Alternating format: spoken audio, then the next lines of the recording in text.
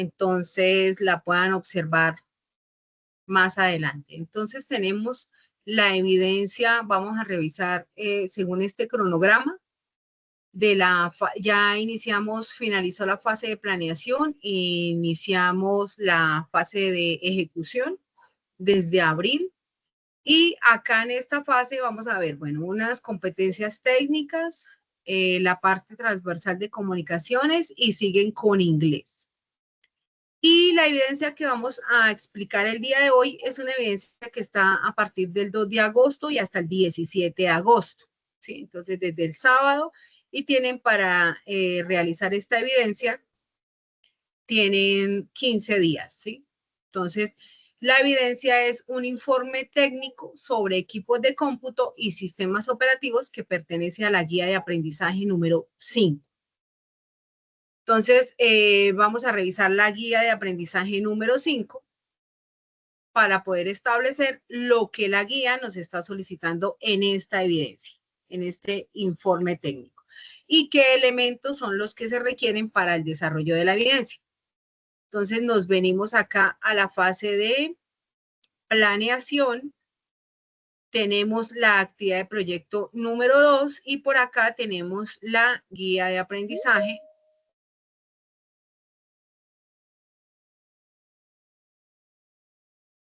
Este pertenece a, perdón, estamos ya en la fase de ejecución.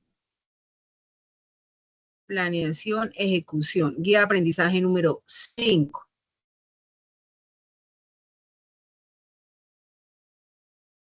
Entonces, siempre que revisen una evidencia, la van a revisar de esta forma. Primero, se van a la guía. Vamos a ver esta actividad de aprendizaje. Y para el informe técnico sobre equipos de cómputo y sistemas operativos, entonces tenemos la evidencia, el lugar donde la vamos a presentar. Si la buscamos, él ya tiene una lista de chequeo. Entonces vamos a mirar si está acá. Acá. Ahí está acá.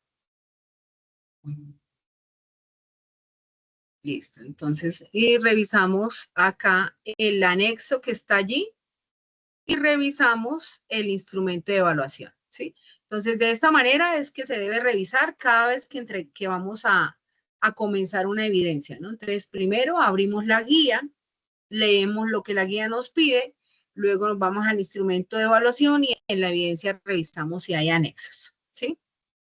Entonces, para este informe, entonces, ¿qué me pide? Vamos a revisar lo que esta evidencia pide.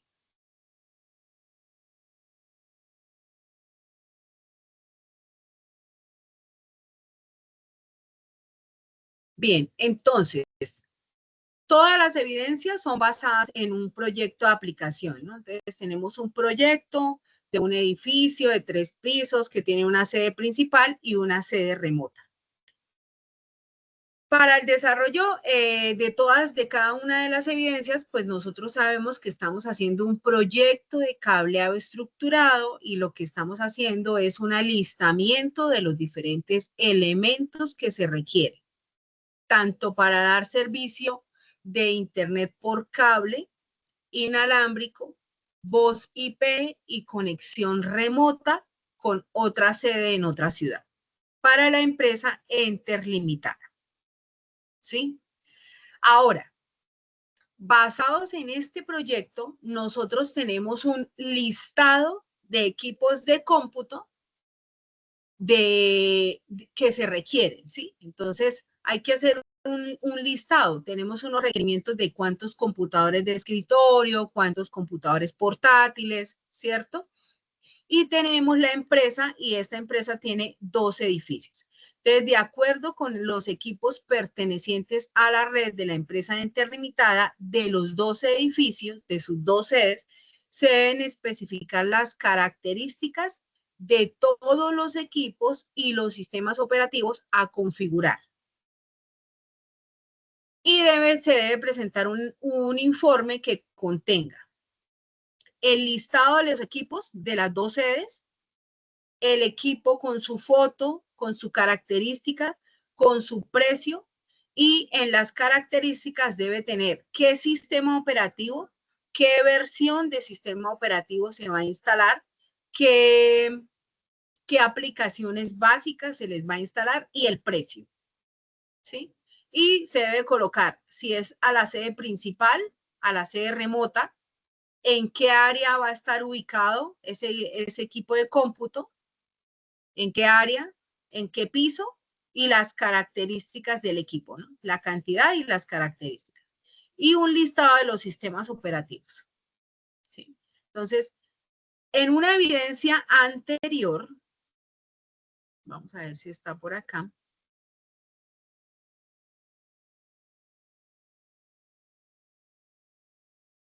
Bueno, en las evidencias anteriores, ustedes han realizado un listado muy similar a esto que se le está pidiendo, pero con la parte inalámbrica y la parte cableada, ¿cierto?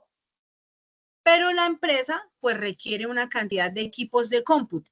Entonces, ahora lo que vamos a hacer es ese alistamiento o le vamos a hacer a la empresa ese informe de los equipos de cómputo que se van a comprar, qué sistema operativo se le va a instalar, teniendo en cuenta que habrán algunos clientes y otros servidores. Y a los servidores se les va a instalar, según una evidencia que sigue más adelante, se les va a instalar un sistema operativo que venga exclusivo para servidores, sea de Microsoft o sea de código abierto.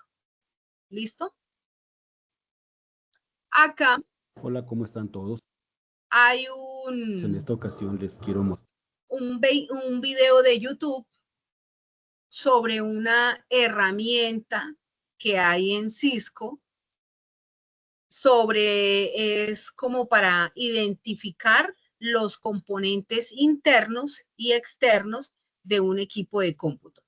Voy a mirar si yo tengo acá esa herramienta y de una vez te las simulador de ensamble. Y de una vez se las no, vamos a descargar. Venga, se las descargo, de una vez se las comparto. Si lo instala acá.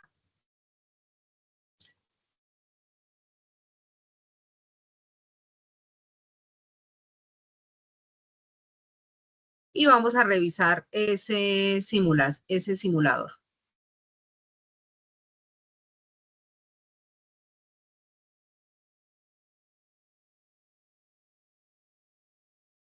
Espérenme un segundito, voy a revisar si por acá lo tengo para compartírselos.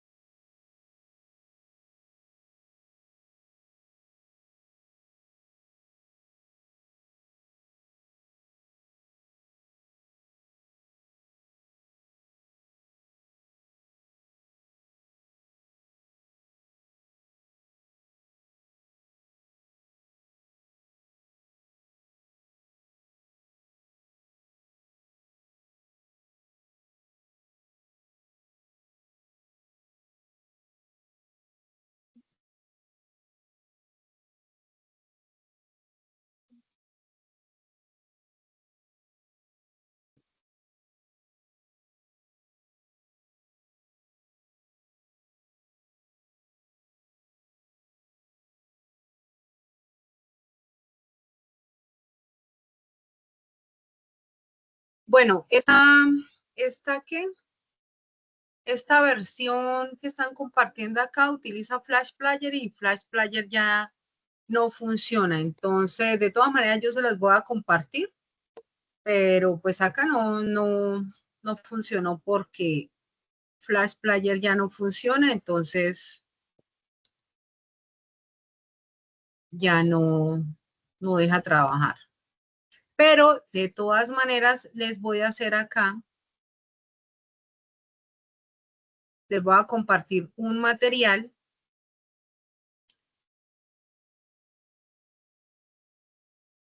Este material.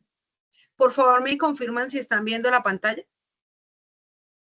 Sí, señora.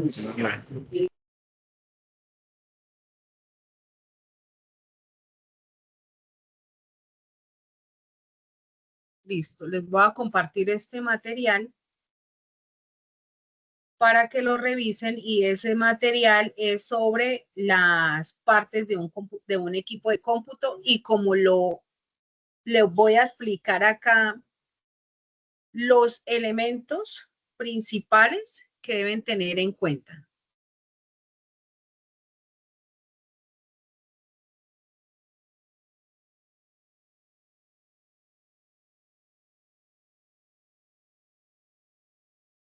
Entonces a esa ficha y a la otra ficha que les voy a compartir.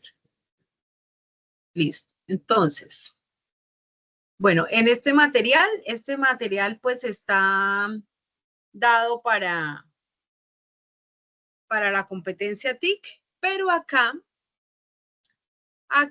hay algo muy importante y es como todos los fundamentos de la arquitectura de equipos de cómputo. ¿Están viendo la pantalla? Sí, señora. Bueno, entonces aquí están como los fundamentos de la arquitectura de computadores. Entonces acá, pues aquí hay algunas actividades de este recurso educativo, ¿sí? Entonces, por ejemplo, este primer recurso educativo es un debate, una idea o una lluvia de ideas sobre el video y la reflexión inicial es qué es la competencia TIC. Entonces, como que esta parte no la vamos a revisar, estos son saberes previos. Aquí son clases de computadoras, entonces dentro de las clases de computadoras tenemos los teléfonos inteligentes, las computadoras personales que son los portátiles, las computadoras de escritorio y dispositivos de entretenimiento. Y aquí en esta parte está lo que tiene que ver con el reconocimiento del hardware de un equipo de cómputo. Entonces, ustedes como gestores de redes deben conocer las diferentes partes de un equipo de cómputo porque ustedes van a ser los encargados no solamente de la parte de telecomunicaciones, sino la parte de seguridad de la información. Para poder establecer políticas de seguridad de la información, debemos conocer lo que son los sistemas operativos, los antivirus y las diferentes herramientas que existen y que se le instalan a los equipos de cómputo. Como son también las clases de sistemas operativos que existen. Sistemas operativos para escritorio o sistemas operativos para servidores, porque ustedes también serán los encargados de hacer instalación y configuración de esos sistemas operativos. Entonces, eso es para que lo tengan en cuenta. Entonces, dentro de las partes de un equipo de cómputo, entonces tenemos el hardware, que es todo lo que se puede tocar en un equipo de cómputo, y el software, que va a ser la parte lógica, los programas, incluyendo el sistema operativo. Dentro del hardware tenemos la fuente de poder, la fuente de alimentación. Esta fuente de poder es la encargada de hacer la conversión de corriente alterna a corriente continua. Todos los dispositivos electrónicos actuales los computadores, los televisores, las consolas de videojuego, absolutamente todos funcionan con corriente continua. Entonces, la corriente es de dos clases, alterna y continua, ¿sí? Entonces, vamos a mirar acá clases de corriente, como para que ustedes vean algo. Entonces, así es como se identifica el tipo de corriente. La corriente continua va a ser una línea recta porque, como su nombre lo dice, siempre va a permanecer con el mismo voltaje, ¿sí? Entonces, si una fuente de alimentación o un cargador de un celular o un cargador de un computador me dice que es a 20 voltios, a 9 voltios, a 5 voltios, siempre va a permanecer continuo. Los 20 voltios, los 5 voltios, o en el caso de los equipos de escritorio, esta corriente se mide en watts. Entonces, 350, 500, 600, ¿sí? Esa va a ser la potencia que tiene esa fuente de alimentación. Y la corriente alterna, este es el símbolo, son unas ondas, porque es una corriente que maneja unos picos de electricidad que pueden bajar o pueden subir. 110, 120 voltios, ¿sí? Entonces, nunca va a ser constante, sino va a tener unos picos que va a bajar y va a subir. Por eso nosotros vemos a veces los bombillos con más luminosidad y a veces con menos. Eso es porque hay picos de corriente. Por eso los electrodomésticos no se pueden conectar directamente sin una fuente, porque esto haría que estos picos dañen ese electrodoméstico o que no tenga la capacidad para alimentarlo, la capacidad que requiere.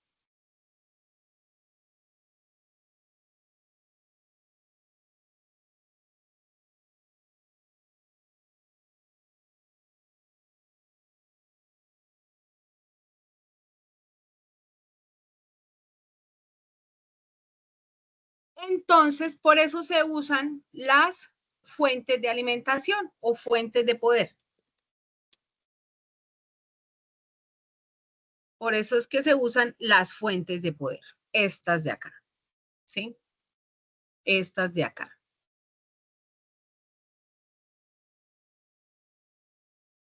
Bien, entonces, fuentes de alimentación hay de muchas clases, las fuentes de los equipos de escritorio. La fuente de alimentación de un portátil, pues será su cargador. La fuente de alimentación de un televisor viene interna. La fuente de alimentación del celular va a ser el cargador, ese cuadrito va a ser esa fuente de alimentación. ¿Y cuál es la tarea de esta fuente? Convertir la corriente alterna en corriente continua y alimentar cada uno de los componentes del equipo de cómputo, ¿sí? Hay tipos de fuentes de alimentación, ¿sí? Entonces hay diferentes tipos de fuentes de alimentación dependiendo del equipo de cómputo. Esa es la primera parte del computador. La segunda, bueno, serán las unidades ópticas que ya casi no se usan, que es donde se colocaban los CDs, ¿sí? O los discos, los CDs, que eso ya casi no se usa.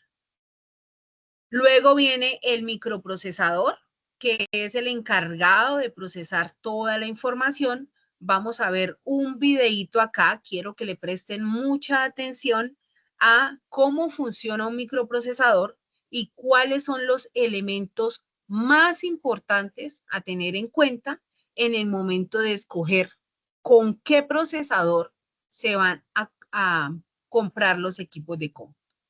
Entonces, me confirman si escuchan el video, por favor.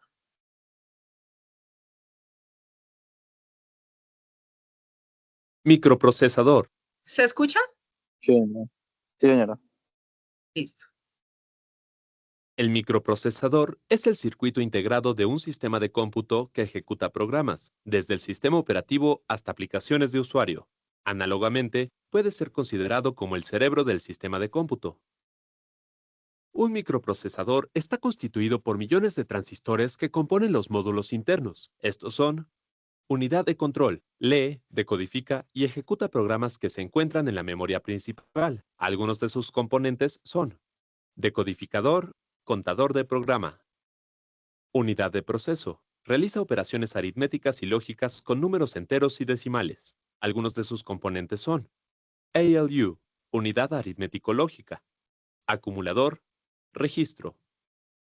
Bus de entrada y salida. Es el cableado por donde el procesador se comunica con los periféricos y dispositivos internos de la tarjeta madre.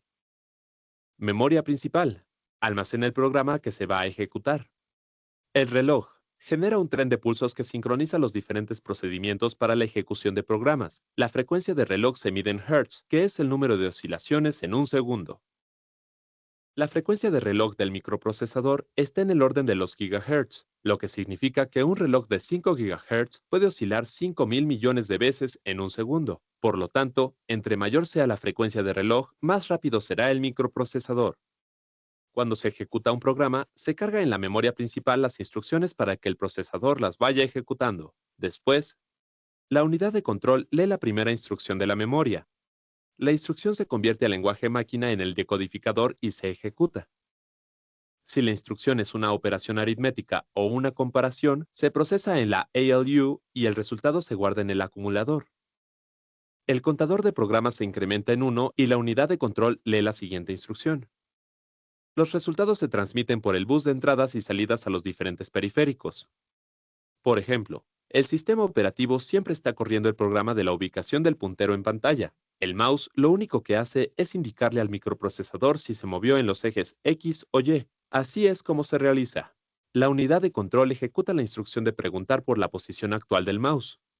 Después, ejecuta la instrucción de comparar en la ALU la posición con la posición anterior del mouse. Si la posición es diferente en pantalla, el puntero actualiza su nueva posición. El procesador hace este procedimiento millones de veces en un segundo, por lo que el movimiento del puntero es muy fluido a simple vista. La cantidad de instrucciones que puede ejecutar el procesador va directamente relacionada con la frecuencia del reloj. Un microprocesador es una máquina secuencial, lo que significa que no puede ejecutar más de una instrucción al mismo tiempo. Para solucionarlo, agregaron más de un procesador a los chips, haciéndolos multinúcleo. Cada uno de estos núcleos tiene su unidad de control y de proceso, compartiendo con los demás los buses de comunicación. Un núcleo ejecuta una instrucción en el mismo ciclo de reloj, lo cual se traduce en incremento de velocidad. A diferencia de los núcleos físicos, los lógicos son resultados de la optimización y la programación. No existen físicamente, solo se trata de hacerle creer al sistema que un solo núcleo físico puede ser dos. Esto conlleva una disminución de velocidad de ejecución de cada núcleo físico, pero se ve compensada con la capacidad de que cada uno de ellos pueda ejecutar dos tareas al mismo tiempo. A cada instrucción que se pueda procesar al mismo tiempo en el chip del microprocesador se le llama hilo o threads. Todos los fabricantes dan tres datos principales a la hora de vender sus microprocesadores. Estos son: frecuencia de reloj, número de núcleos, número de hilos. Es importante que tenga... Bien, estos son los elementos a tener en cuenta al momento de comprar un microprocesador o escoger un equipo de cómputo, ¿no? Frecuencia de reloj, número de núcleos y número de hilos, ¿sí? Entonces, ya sabemos que los núcleos pueden ser físicos o lógicos. La cantidad de núcleos es importante.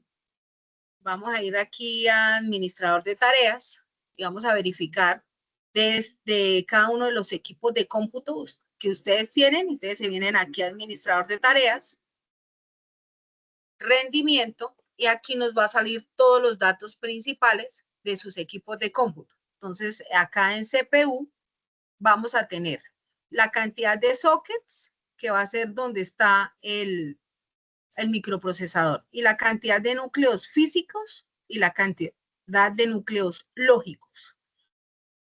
Cada uno de estos núcleos puede ejecutar una tarea independiente, ¿sí?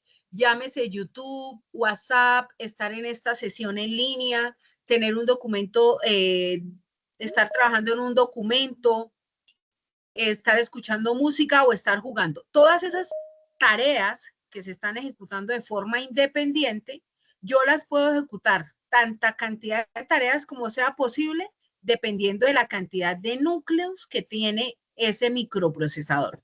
Entonces, a más cantidad de núcleos, más procesos puedo realizar al mismo tiempo. ¿Listo? Y la velocidad del reloj, pues va a ser la velocidad a la que se va a ejecutar ese procesamiento de la información. Hasta ahí nos queda claro la fuente de alimentación, qué hace, para qué se utiliza y el microprocesador.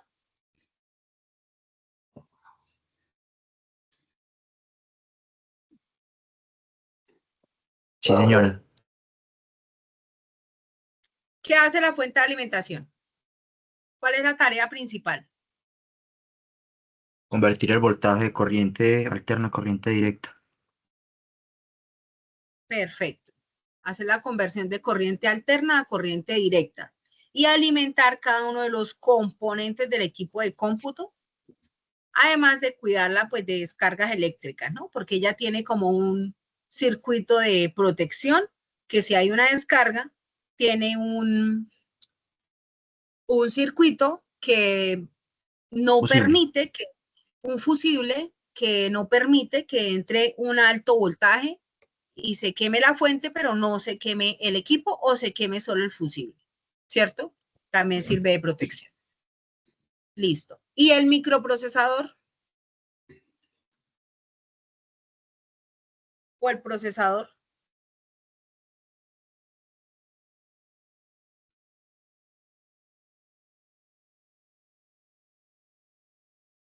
Es quien ejecuta las instrucciones almacenadas, ¿no? Él es el que ejecuta esas instrucciones que están almacenadas en la memoria RAM o en el disco duro, las ejecuta, las procesa y las muestra en pantalla, ¿sí? Entonces, por eso es importante conocer los datos básicos de un microprocesador para saber cuál es la capacidad de procesamiento de información que tiene, ¿cierto? Hay básicamente dos fabricantes que son Intel y AMD.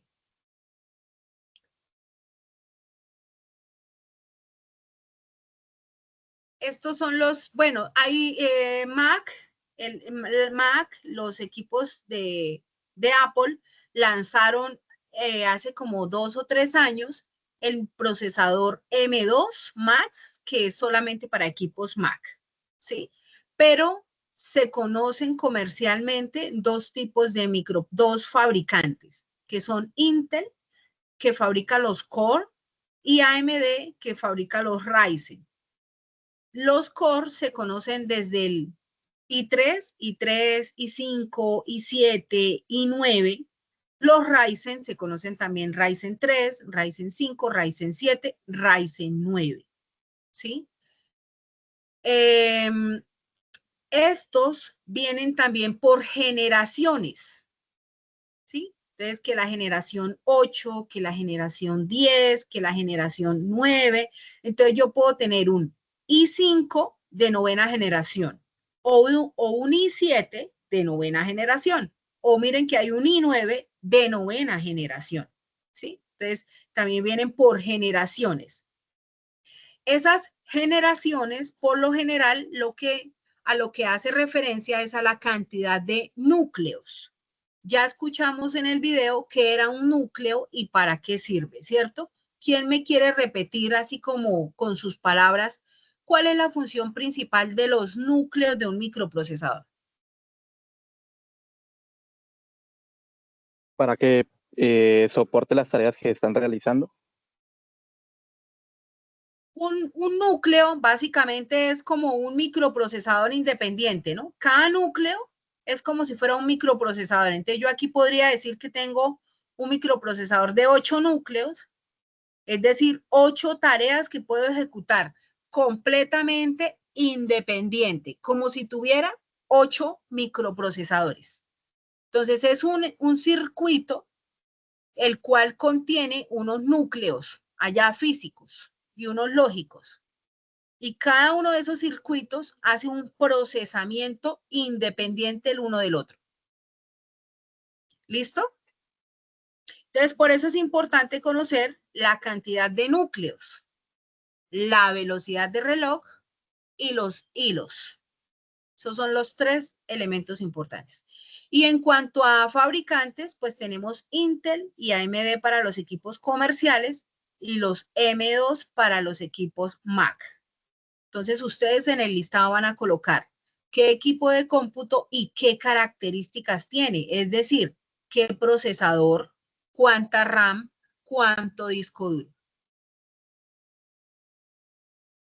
Tenemos otro componente muy importante, pues todos son importantes porque esto es un sistema y ustedes saben que un sistema funciona si todas sus partes funcionan bien, ¿cierto?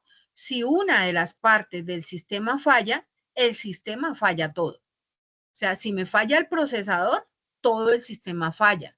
Si me falla la memoria RAM, todo el sistema falla. Entonces, esto es un sistema y se requiere de cada uno de los componentes para que todo el sistema esté bien. La tarjeta madre es la base donde se conectan todos los componentes. También vienen por clases, dependiendo de su tamaño. Vamos a ver este videito rápidamente para ver de qué se trata esta placa madre, la cual es un circuito impreso. Es una pieza principal donde se van a conectar todas las piezas. Tarjeta madre. La tarjeta madre es la pieza que une todos los elementos de un equipo de cómputo para que funcione en conjunto.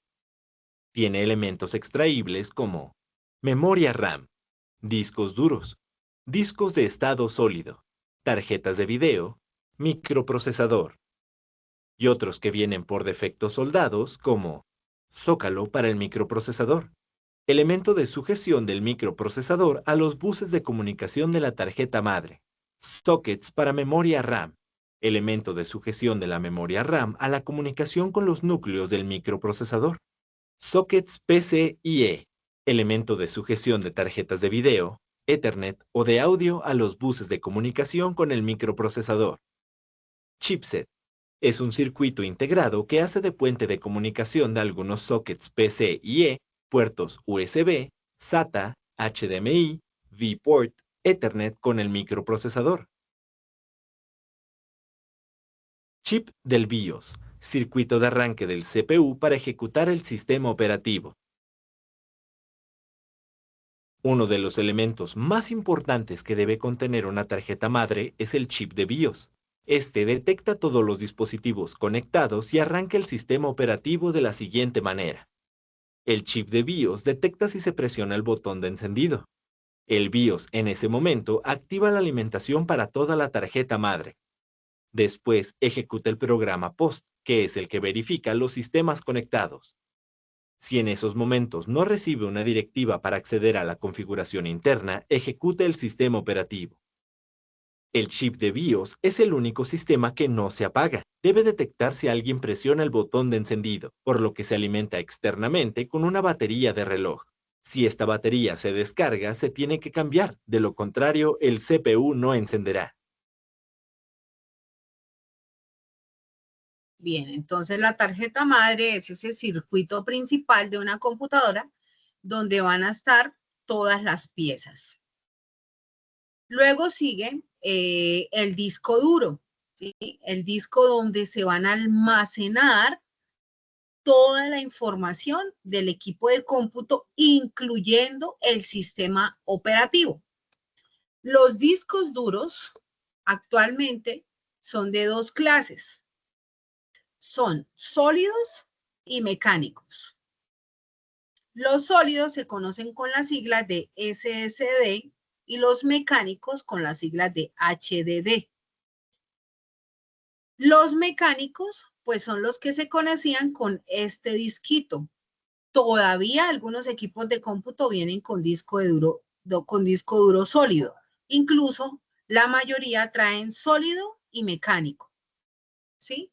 El disco sólido, pues es un chip con unos circuitos de memoria que almacenan la información. El sólido es más rápido porque no tiene piezas mecánicas, ¿sí? Entonces, como es parecido a una USB, pero con varios chips de almacenamiento, entonces es más rápido que el mecánico.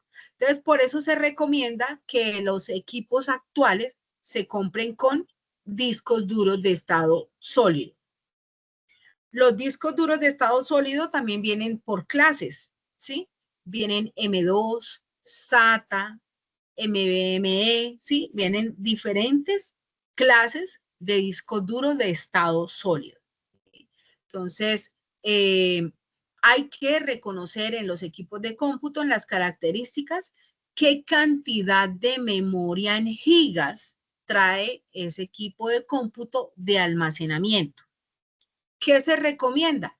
Que sea superior a 500 gigas de almacenamiento, superior a i5 o Ryzen 5, ¿sí? Puede ser de octava generación hacia arriba, más de 500 gigas de disco de estado sólido, y si se puede, pues una tera de disco mecánico, pues bienvenido sea, ¿sí? Pero esas son como las recomendaciones básicas. Entonces, el disco duro va a ser ese dispositivo donde se va a guardar esa información, incluyendo la instalación del sistema operativo. Profe, Señor. además también muy importante revisar que el equipo tenga expansión, que tenga otro socket para ampliación de disco. O que tenga, exacto, si viene solo con un disco sólido, pues ojalá traiga el puerto SATA y se le puede colocar un disco duro aparte, ¿cierto? De más capacidad.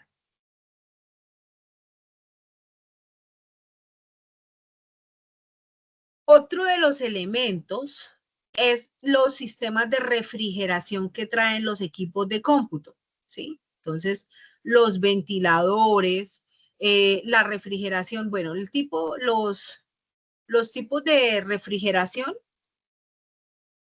de equipos de cómputo son de varias clases, pero los normalitos, los que se conocen comúnmente, pues son los ventiladores, ¿no? Ese va a ser un tipo de refrigeración. Pero pues hay también un enfriamiento líquido, pero pues para nuestra tarea, pues este no lo vamos a tener en cuenta porque es costoso.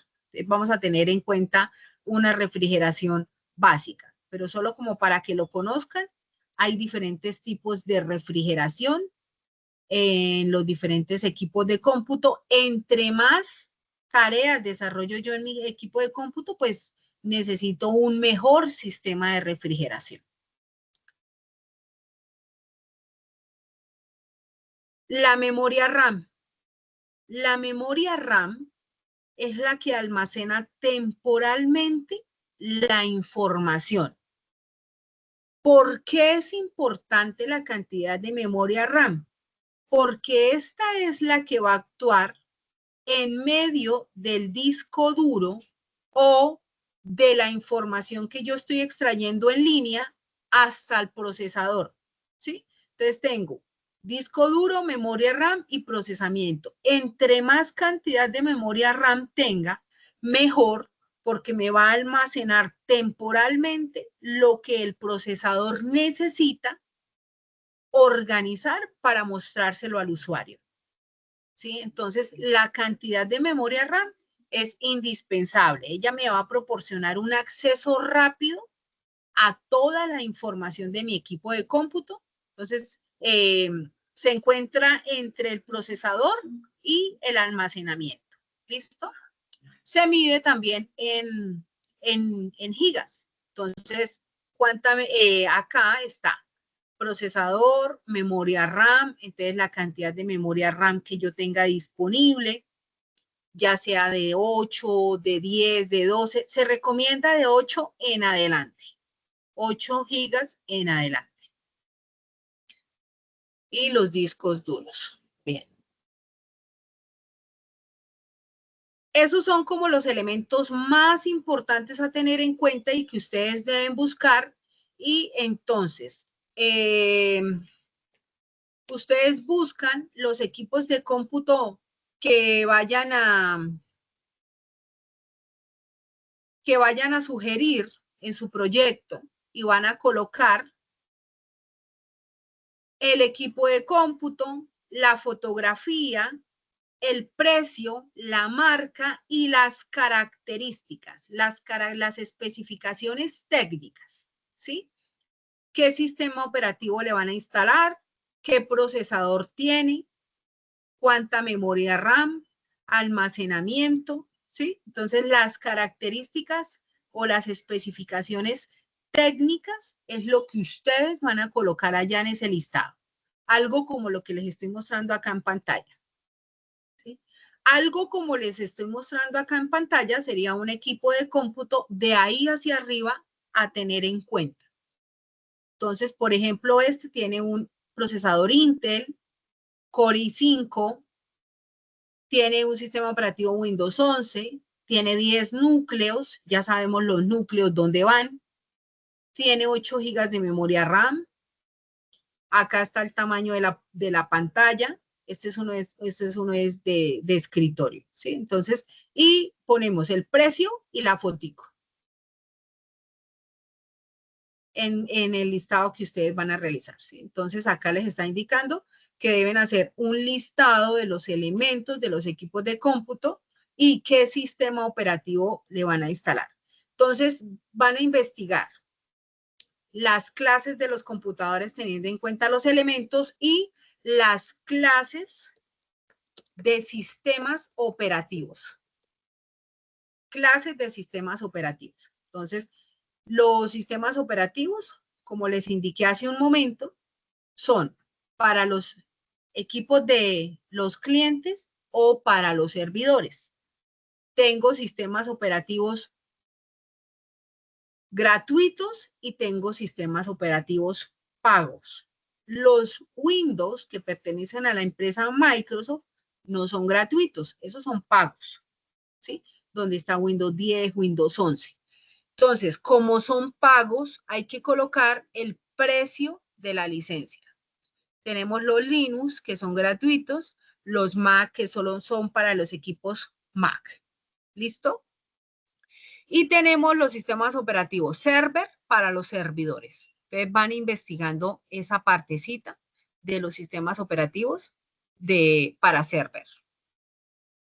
Y acá hay una presentación dentro de los anexos para que la revisen sobre, a revisarla, sobre lo que son las computadoras, ¿no? Entonces, las características que se deben tener en cuenta. Entonces, lo que ya les acabo de decir, que el sistema de cómputo está conformado por el hardware, por el software, que está dentro del software el sistema operativo.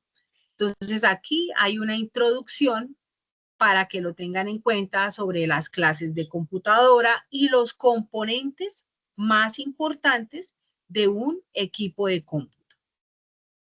¿Listo? Y ahí hay como una explicación básica de lo que acabamos de ver, ¿sí? Entonces, lo que es el tema de la corriente eléctrica, los componentes de la computadora, las clases de fuentes de alimentación, los tipos de conectores, para qué se utiliza la fuente de alimentación, lo que es la placa base, la tarjeta madre, cómo se compone un procesador, entre otras cosas. ¿Sí? Entonces, todo está ahí en esa presentación. ¿Listo? Para que por favor la revisen, tengan en cuenta esos elementos al momento de hacer su evidencia. ¿Hasta ahí alguna pregunta?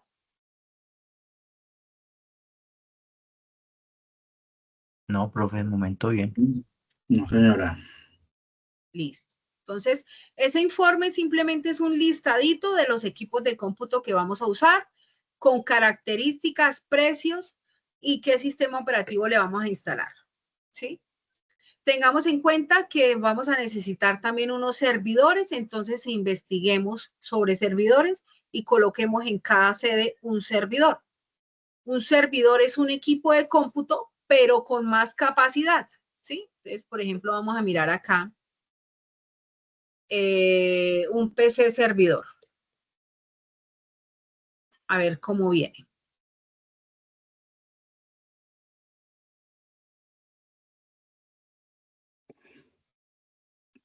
A ver, un servidor.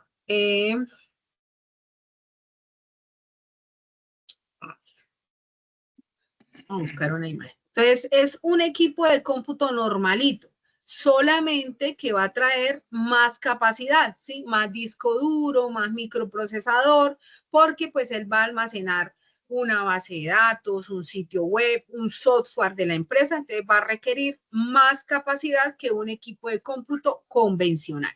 Entonces, en eso como que radica la diferencia. ¿Listo? Entonces, revisen ese material externo, que pues también se los voy a colocar allí en la grabación, esta presentación, y hacen el informe. Mañana no tenemos sesión, ni el próximo jueves, entonces ya nos volveríamos a conectar hasta en 15 días. ¿Listo? Enterado. Bueno, señora. Bueno, entonces muchísimas gracias a los que se conectaron en esta sesión. En 15 días nos vemos y vamos revisando el avance de las evidencias y vamos revisando las diferentes dudas que tengan en el desarrollo de las evidencias. Listo, profe, muchas gracias. Feliz noche. Bueno, muchísimas gracias. Una feliz noche para todos. Cordial. Bueno, buenas noches. Gracias, igualmente. Feliz noche.